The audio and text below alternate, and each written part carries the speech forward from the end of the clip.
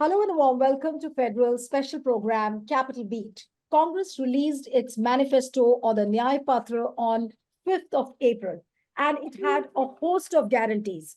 To name a few, right to apprenticeship, guarantee of MSP, a constitutional amendment to raise the 50% cap on reservations for SCSTs, OBCs, job reservation for EWS, law for LGBTQIA plus community, caste census, and apart from all this, Congress also had an offer for the minorities, where it said that the people from the minority groups will have the freedom of choice of dress, food, language, and personal laws if Congress comes to power. 3 days before, Prime Minister Narendra Modi at a rally in Saharanpur said that Congress's manifesto bears the imprint of the Muslim League. And then he said that the remaining part of, what he meant was that the major portion of the Congress manifesto bears the imprint of the Indian Muslim League, and the remaining part of it is dominated by the leftists. This is what he said. Now, why did Prime Minister Narendra Modi make a remark like this? And was it done deliberately to polarize and communalize the environment? Joining me now is Javed Ansari, who's a senior journalist and editor. Thank you so much, Javed, sir.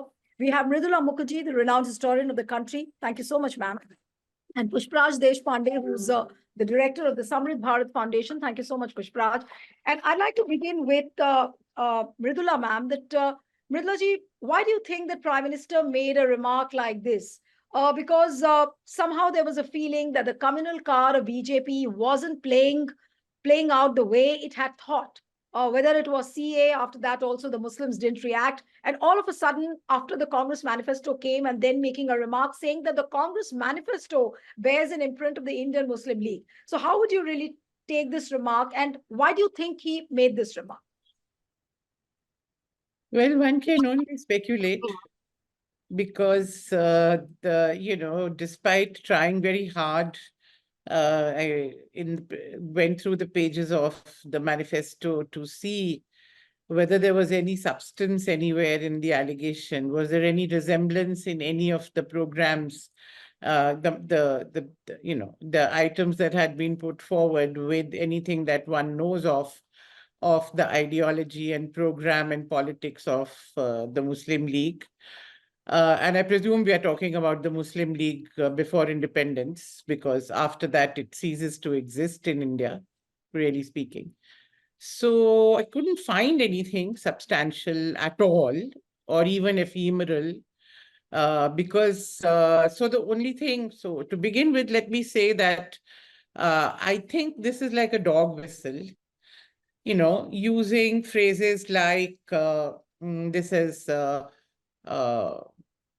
it has traces, or it has a stamp of the Muslim League on every page. Or after that, he also said something which I think we need to get onto the table. He said, right through this manifesto, on every page, if you look, the attempt is to divide India, right? तोड़ने का, हिंदुस्तान को तोड़ने का इसमें मंशा है. Now that reminds us, especially coming from JNU, of the whole Tukde Tukde gang allegation. It's another code word for anti-national. So I think these kinds of, we'll come to the communist part later. I think these are kind of dog whistles, These are coded language where you want people to get suspicious about what is it that the Congress is trying to do. In fact, it is very difficult because Congress actually did not say we will restore Article 370, for example, though they said the statehood for Jammu Kashmir should be restored, but it did not say. Congress did not say anything on the CAA. So I don't know what substantial evidence there is of him being able to. Of course, he didn't say anything. He didn't give a single example. Now, this is also wonderful. You make wild allegations, you don't give a single example, but it sets the whole debate. Since then, the Congress president has replied, there are YouTube channels debating this thing. So you've actually raised a whole controversy or painted this manifesto with a brush with no substance, but you've managed to put suspicion in people's minds. I can only think that that is the purpose. As far as relationship with the Muslim League is concerned, the fact of the matter is that the Indian National Congress never allied with the Muslim League, opposed its politics right through in the period before independence, after it became communal. I mean, the early days Muslim League was different. When we had the Congress League Pact in 1916, the Muslim League was not then a communal party. It was very much a nationalist organization. But, and in fact, it's the ancestors of the BJP, that is at that time the Hindu Mahasabha, who openly allied with the Muslim League to form governments in 3 provinces during the Second World War. In Bengal, they allied, in Sindh, they allied, in Northwest Frontier Province, they formed governments actually, when the Congress was not only in a state of opposition to the British government, but actually the whole Congress was in jail as a result of the Quit India movement. So, I mean, there's neither could one find any trace in the economic program or the social program, because as is well known, the Muslim League was committed to a program of supporting even feudalism. Big landlordism as still survives in Pakistan.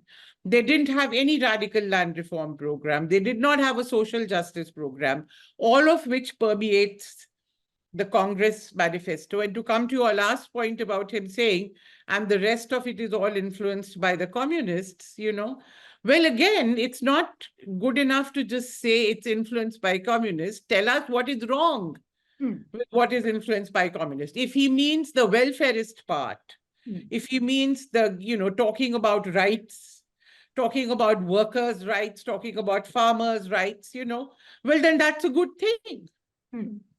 Just because something is influenced by a left-oriented ideology, and in any case, the Congress does not have to wait for the communists to give it these suggestions. These have been part of the Congress program and ideology also, right from the days of the Karachi Resolution. You forget that there was always a very significant left wing within the Congress. There was the whole Congress Socialist Party, there was Jawaharlal Nehru, there was Subhash Bose. So, in fact, Congress had enough left influence within it.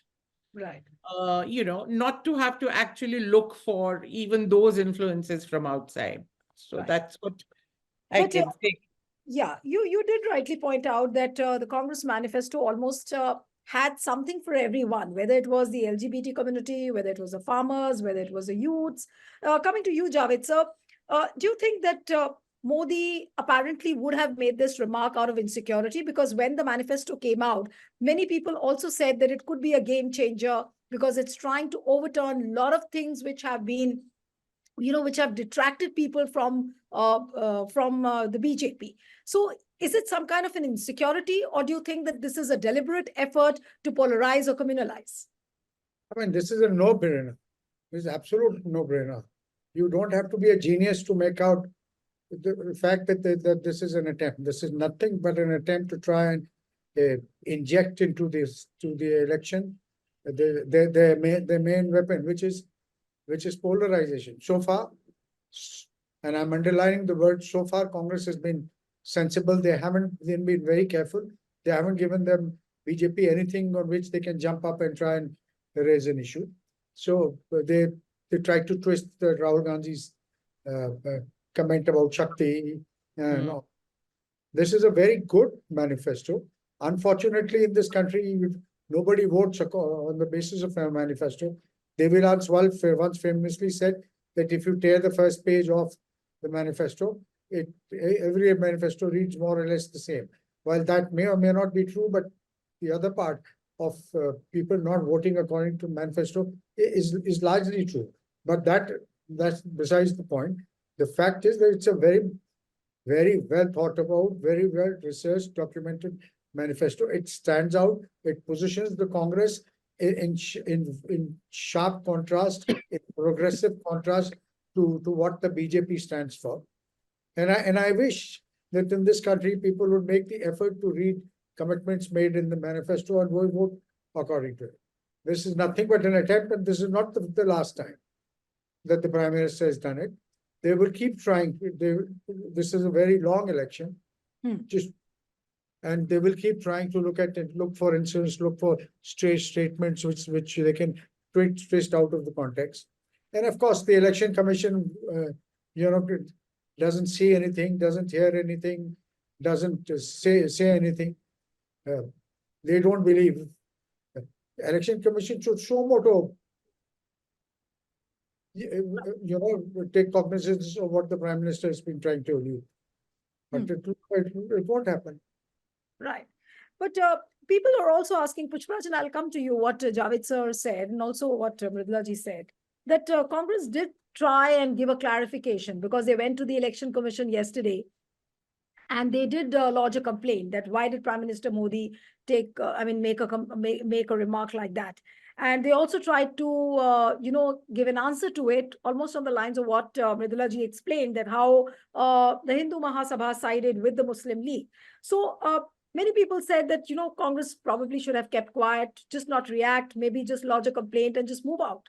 Why to, give statements in the media and rake up another issue? Because people have started discussing that, look, now the narrative is centered around Muhammad Ali Jinnah, the Muslim League, and, both BJP and, BJP, Modi making a remark and then Congress giving a counter to it. If I can just interject. Yes, more than the Congress, it's the media which is raking up this issue. I'm traveling through UP and I'm right now in Aligarh. Nobody on the street has given more 2% of their attention to what the Prime Minister has said or what the BJP is not saying. Okay. This is not an issue. Okay. Yes, Pushparaj. No, so this is like Hobson's choice. You can't let perpetrators get away with things every time. The more you do that, the more they will keep perpetuating the same crime again and again. That's my personal opinion. And the other thing is that, see, the M card is a dog whistle that every leader in the BJP has leveraged whenever things are going against them, whether it's Prime Minister Modi or it's Chief Minister Adityanath or Chief Minister Himanta Sarma. Keeping aside the fact that this violates the Model Code of Conduct, which raises questions on what the ECI is doing currently, this entire episode betrays the BJP's nervousness. I mean, think about it. If I had been the Prime Minister of India for 10 years, I would speak about what I had done and what I intend to do next. And that is what I would seek my votes on.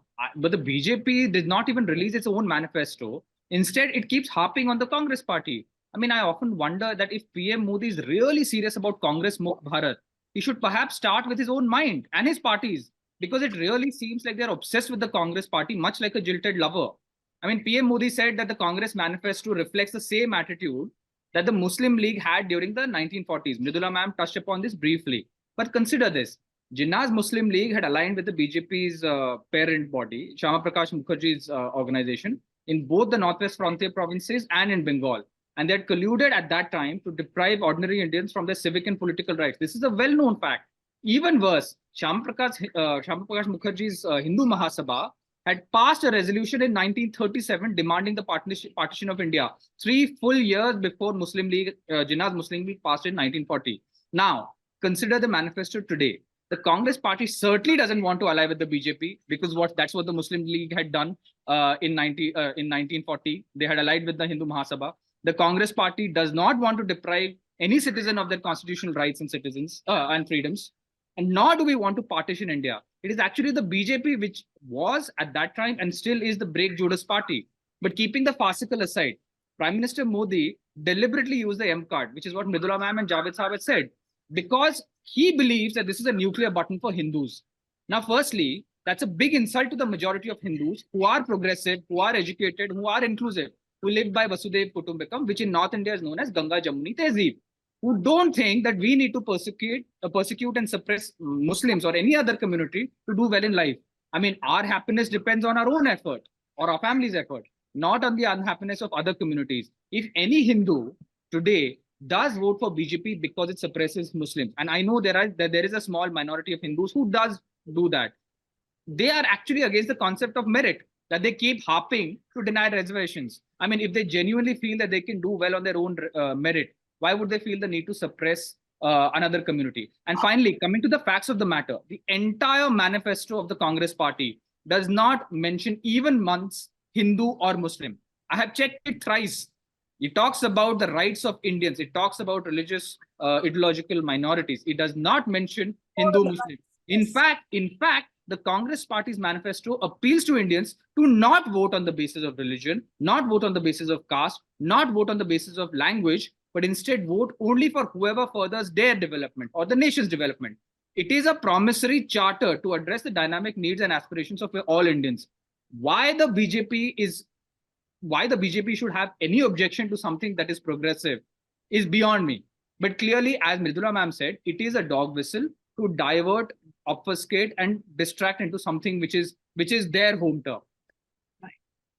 Javiji, I'll come to you now. I was looking at a picture of Arun Govil, who's contesting elections from Meerut. He's holding a portrait of Lord Ram and moving around the entire place. Obviously, again, then it's a violation. Election Commission, as usual, has shut its eyes.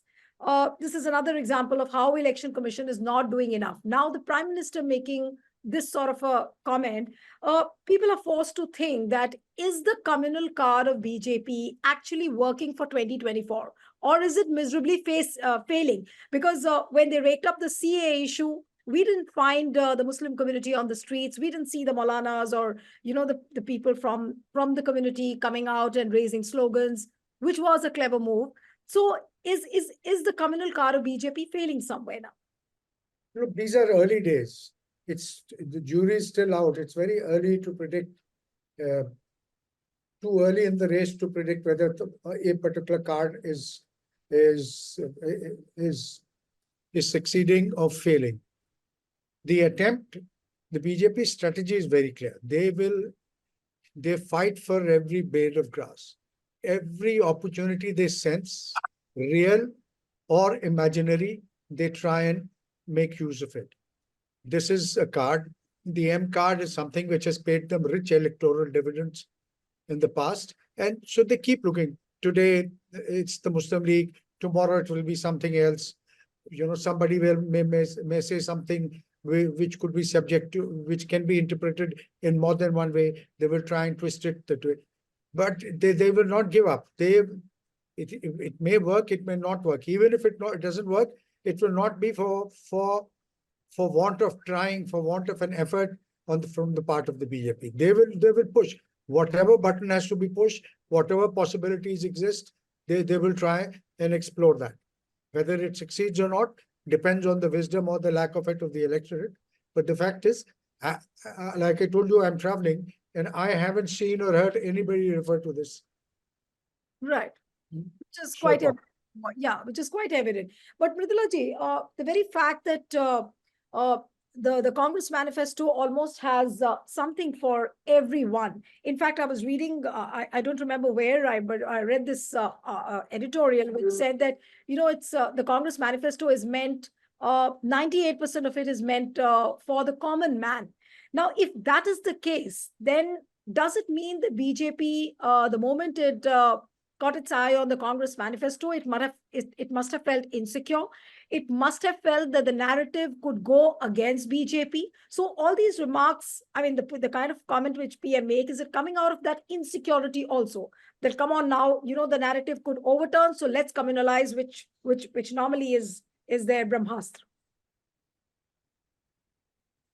I think that my own understanding is that their discomfort was already there because from whatever reports one has been getting, the Ram Mandir card on which they had banked a lot was not really playing out the way they had thought it would. And after the initial, perhaps, enthusiasm, the impact of that on the political fortunes of the BJP, I think there was a lot of concern that it wasn't really working. And more importantly, I personally think that the arrest of Kejriwal not because it was Kejriwal, but because it came as a kind of last straw on the camel's back. People started saying, this is too much. अब बहुत ज्यादती हो रही है. The phrase one started hearing around was, ये तो बहुत ज्यादती हो रही है, ये तो नहीं करना चाहिए. All that added up. Hemant Soren had been arrested before that. Then the electoral bonds issue came up in a very big way. Importantly, the press took it up in a big way, and the two coincided in a sense. You saw in significant sections of the mainstream press how the coverage of electoral bonds issue and the coverage of the protest against Kejriwal's arrest, it was as if you were reading different newspapers, which had undergone a major change in just a few days. It also seemed as if the Supreme Court was talking in a different language. Right. Things seemed to be coming together. And certainly there seemed to be a feeling on the ground that, the government was going too far. Then the freezing of the accounts of the Congress. Again, I think that too, in people's consciousness, was an unfair thing.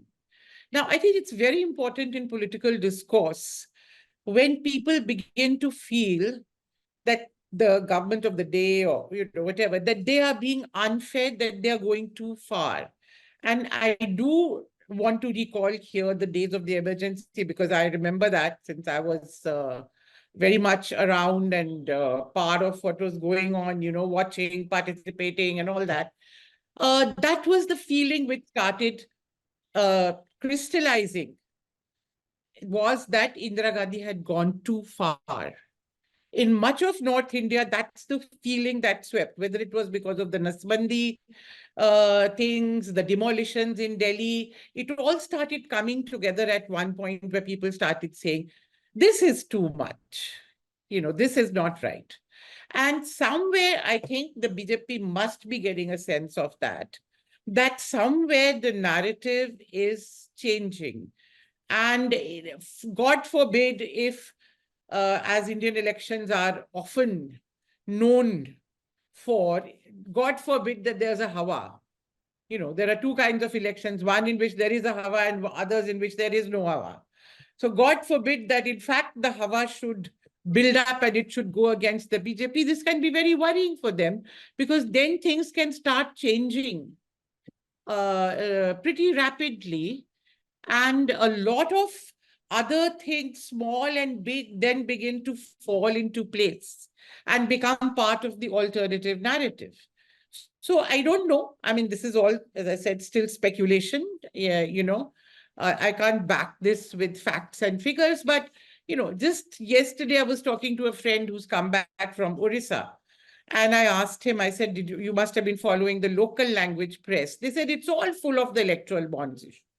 This has really gone down to the popular level, and said that a friend of his told him that women are talking about this when they come for their evening bath at the village pond. That's a symbolic way of saying that this has become an issue that people are talking about. Now, these are just straws in the wind, but maybe that's what has given rise to the insecurity, and which is why you are then coming out, apart from the fact that this is their standard procedure. This is their standard operating procedure, is to bring in polarization in whatever way they can. And as Javed Saab said, they will keep trying till the end, that we know. And repeatedly hoping something somewhere works. And who knows? Did anybody anticipate Pulwama? I remember February 2019 very well, I mean, the whole narrative seemed to be going the other way. And then Pulwama happens, So, of course, one can never predict, but that's all I can say. So, Pushpraj, this, of course, was the first incident just before the first phase of elections, which starts on 19th April. What is the worry? I mean, what can we really expect?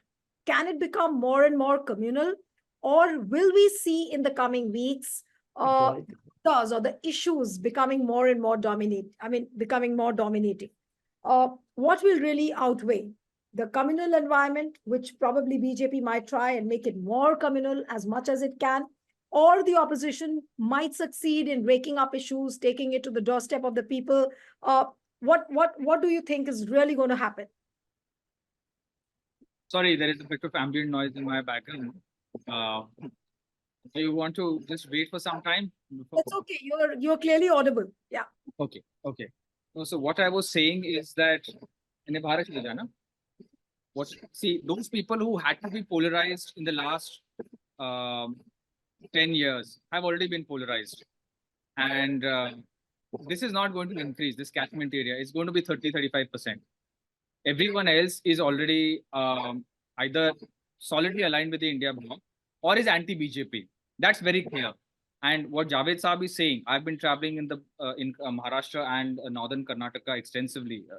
Farms are going on, so I mean farming is going on. So I've been traveling and talking to people. There's a heavy anti-BJP sentiment, and this is in regions where the BJP is actually quite dominant. So my point is, yes, the BJP will continue to try to polarize the atmosphere even more because there is nothing tangible to show. They have not done something so extraordinary. Smart city projects has failed. Swachh Bharat has failed. Make in India has failed. FDI is dropping. Consumption expenditure, it is a historic 50-year low. And that is the primary, that contributes to 57% of our GDP. Plus on top of that, household debt is increased. It's today is 37.2%. Now my point is, inflation is high, consumption is low, wages are stagnating, unemployment is high. You don't have anything to show except polarize the polity. So the BJP will continue to escalate their provocative statements. I don't have any doubt on the fact that this campaign is going to get extremely dirty as it goes ahead. But what is working for the India Alliance is that they are trying to localize the issue at the constituency level. They don't talk about the fact that, you know, this has happened at the national level, pride has happened, all of that stuff is all symbolic. They know it's not going to cut ice. What they're talking about is, what have you gained? Why is your LPG cylinder 1100 when it was 400 5 years or 10 years ago? Why is your petrol price 100 rupees when it was only 65 rupees a few years ago? So when you localize the election, when you focus on core issues, core economic and political issues, there is very little that the BJP can do except to obfuscate and divert. So my point is, which is what I started with, that the BJP will continue to make more provocative, more harsh statements. Progressive forces need to keep their eye on the ball. They know that we should understand that there's not much cutting ice for the BJP. That 35% is not increasing. In fact, from what I can assume, and again, I have seen some surveys, and the pro-BJP sentiment is actually in the low 40s. The anti-BJP sentiment, even in a state like UP, is in the mid 50s. In states like Maharashtra, it's in the high 50s. So understand, the mood has completely changed now. Can the India parties capitalize on this? That is the only question that remains to be seen. That depends on their organizational robustness as well as financial viability. If these two things are sorted, they are through. But one quick question before I wind up the show, Javed, I'll come to you. That if there is a groundswell of sentiment against the BJP, as what just Pushprat said, and what you are also saying, that, you know, these issues are really not working. If the communal card is failing, BJP doesn't have anything new to offer to the people, then are they likely to bring up some kind of a surprise in the form of a nationalist agendas, like what Pulwama happened? What is the possibility of that? They might just pull a rabbit out of the hat. That can never be ruled out. But again, I wouldn't go to the extent of saying that the communal card is not working, that the Mandir card is not working, because Mandir is an issue which strikes a chord with even those who may not have a communal bent of mind. But when you talk of Mandir, they give BJP a lot of credit for the fact that they've brought this into the reality. Now, the trick for the BJP is, the attempt on the BJP's part is to convert that sentiment in their favor, that look, we gave you the Mandir, जो मंदिर को लाए हैं हम उनको लाएंगे, to revive that kind, to make that souffle rise once again. As far as the opposition is concerned, like Pushparaj was saying, there are a lot of issues on the ground. People, they're discontent. Like in UP, the paper leak for the constable exams were concerned, and joblessness, price rise, gas cylinder being, these are all issues. But again, the challenge is how do you raise it? How do you bring it to the people? How do you make people relate to it directly? That's the trick. The opposition has to keep it local. There's no point of talking of G20 or saying that they came Maldives, we humse naraz ho gaya. All this is gobbledygook. Nobody understands all this. So you talk in a language, you talk in you use a metaphor which people can understand, which people can relate to. Absolutely. Mr. Yogi tried a trick in UP. If you see, Yogi is very much in the forefront. He in that saffron attire of his, wherever the prime minister is in these parts, he's with him. And they will try. As the elections go by, they will try. But the challenge is to keep your eye on the ball, to not get diverted, to not allow them to deflect the agenda, to rake up issues, and then you retaliate, to say something, and that won't work. Just focus. Just stay focused, like in Karnataka, like in Himachal. Keep it local, and then hope that that the wisdom of the people will now, after 10 years at least, assert itself. Absolutely. So we'll have to wait and watch how the campaign builds up, whether it is Prime Minister Narendra Modi or BJP, and also, of course, how the campaign builds up with the opposition. Are they able to carry the messages which are laid out in the manifesto? Say, for example, in Congress's manifesto, how do they carry it to the doorstep of the common man? Thank you so much, Mrida Mukherjee, Javed Ansari, Pushparaj. Thank you so much for joining. And one appeal to the viewers who are watching this discussion: subscribe to our channel, send us a feedback, and stay tuned to the Federal. Thank you.